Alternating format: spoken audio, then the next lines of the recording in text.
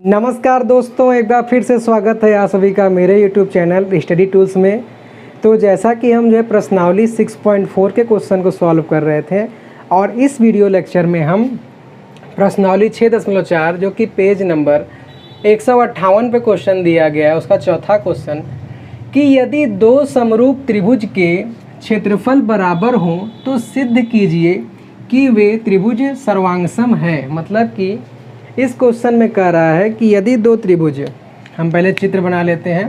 कह रहा है कि यदि दो त्रिभुज हैं जिनका अगर हम नामकरण करें तो इसको हम मान लेते हैं त्रिभुज ए बी सी, और दूसरा जो त्रिभुज है इसका भी नामकरण कर दे तो ये हो जाएगा पी क्यू आर। कह रहा है कि ये दोनों त्रिभुज एक दूसरे के समरूप हैं और साथ ही साथ इनका जो एरिया है, मतलब एरिया ए बी सी और एरिया पी क्यू आर, वो दोनों बराबर है। तो हमको ये सिद्ध करके दिखाना है कि ये दोनों त्रिभुज एक दूसरे के सर्वांगसम हैं। मतलब कि इस सिंबल को हमें सिद्ध करना है और ये दोनों चीज़ क्वेश्चन में दिया हुआ है। तो पहले जो क्वेश्चन में दिया गया उसको हम लिख लेते हैं। तो हेडिंग डाल लीजिए आपकी दिया है। तो दिया है में क्या लिखेंगे कि ए बी सी त्रिभुज ए बी सी समरूप है त्रिभुज पी क्यू आर के, जैसा क्वेश्चन में मेंशन किया गया है। और उसके साथ दिया है कि त्रिभुजों के क्षेत्रफल बराबर हैं। मतलब कि एरिया त्रिभुज A B C is equal to area A B C बराबर एरिया पी क्यू आर, ये क्वेश्चन में दिया गया है। और हमें अब सिद्ध क्या करना है उसको लिख लेते हैं। इसमें हमको सिद्ध करना है, लिख लीजिए कि त्रिभुज ए बी सी समरूप सर्वांगसम त्रिभुज पी क्यू आर। तो भाइयों ये दोनों चीज़ हमको दिया गया है, इन्हीं की सहायता से हमको इस चीज़ को प्रूफ करना है। तो इसको हम देखते हैं कैसे करेंगे। तो भाई ये बातें हैं उपपत्ति पे, जिसमें हम इंग्लिश में प्रूफ भी बोलते हैं। तो उपपत्ति पे जब आएंगे तो पहले जो त्रिभुज में दिया गया है कि दोनों समरूप है, तो हम इसी का जो है प्रयोग करते हैं कि त्रिभुज ए बी सी समरूप है त्रिभुज पी क्यू आर के, जैसा क्वेश्चन में दिया गया है। और जब दो त्रिभुज समरूप होंगे तो इसके पहले भी आपने इतने क्वेश्चन किए हैं, तो उससे क्या निष्कर्ष निकला था कि अगर दोनों त्रिभुज एक दूसरे के समरूप हैं तो इनका जो क्षेत्रफल होगा, मतलब कि area of A B C बटे में एरिया पी क्यू आर बराबर हो जाएगा इनकी संगत भुजाओं के अनुपात के वर्ग के। संगत भुजा मतलब अगर ए बी ऐसे है तो इसकी संगत भुजा पी क्यू, बी सी आधार है तो इसकी संगत भुजा ये, ए सी लेंगे तो इसकी संगत भुजा पी आर। तो इसी क्रम में हम इसको इसमें रख सकते हैं। तो यहाँ पर हम लिख सकते हैं कि त्रिभुज एरिया ए बी सी बटे पी क्यू आर जो है बराबर हो जाएगा ए बी बटे उस वाले त्रिभुज का पी क्यू के अनुपात के वर्ग का, बराबर त्रिभुज ए बी सी की भुजा बी सी बटे पी क्यू आर का क्यू आर के अनुपात के वर्ग का, बराबर ए बी सी की भुजा ए सी बटे पी आर के अनुपात के वर्ग का। तो जो सर्वांगसम का नियम होता है उससे हमने ये चीज़ ज्ञात किया और इसको मान लेते हैं कि यह है समीकरण 1। लेकिन क्वेश्चन में तो ये चीज़ दिया है कि एरिया ए बी सी बराबर है एरिया पी क्यू आर के। तो यहाँ हम लिखेंगे कि दिया है कि त्रिभुज एरिया ए बी सी बराबर है एरिया पी क्यू आर के। तो जो ये हमने समीकरण 1 माना हुआ है उसमें हम ए बी सी की जगह पी क्यू आर लिख सकते हैं। या फिर पी क्यू आर की जगह ए बी सी लिख सकते हैं। इसमें कोई आपको doubt? I hope no doubt. तो ठीक है, इसी से हम पी क्यू आर की जगह ए बी सी लिख देते हैं। तो जो पहले ऊपर दिया है एरिया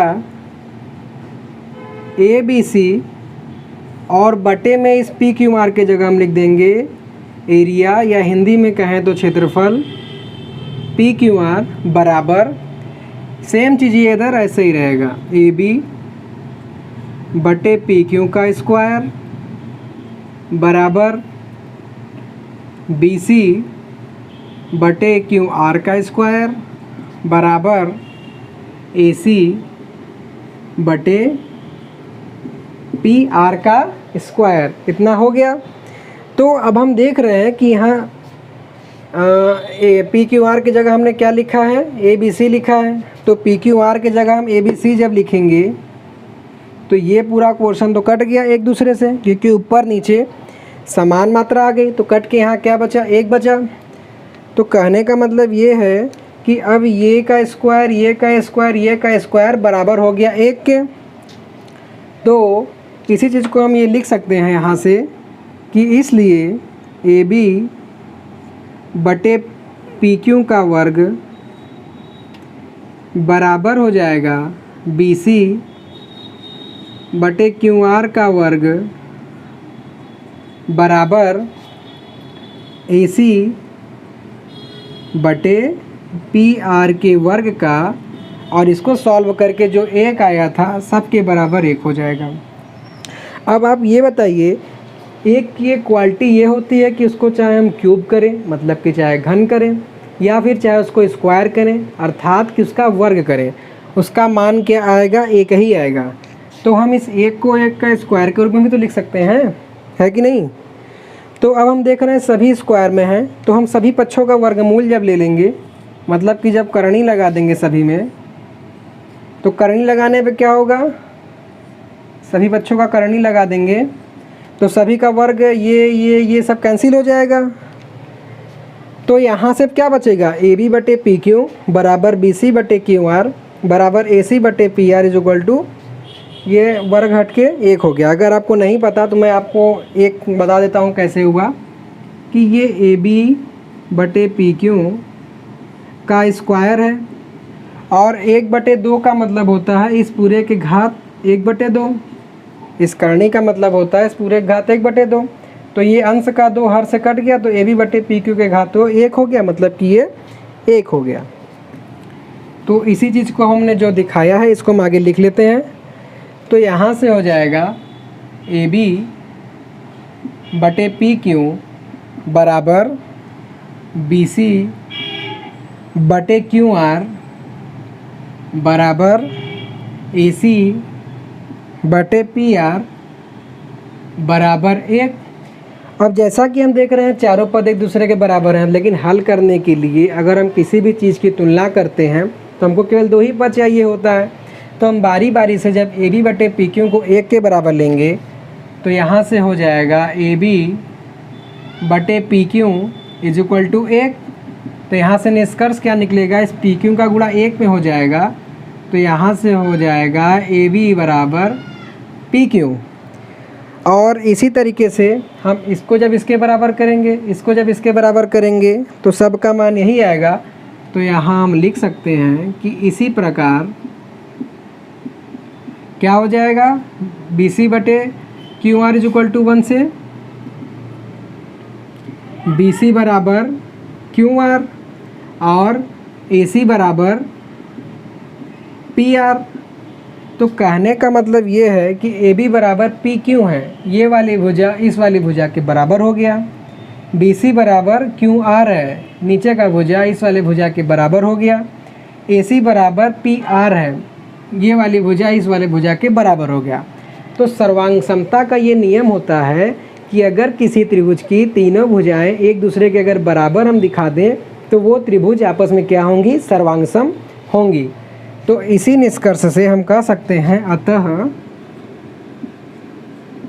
त्रिभुज ए बी सी सर्वांगसम का ये चिन्ह होगा त्रिभुज पी क्यू आर की किस प्रॉपर्टी से? भुजा भुजा और एक बार और भुजा सर्वांग समता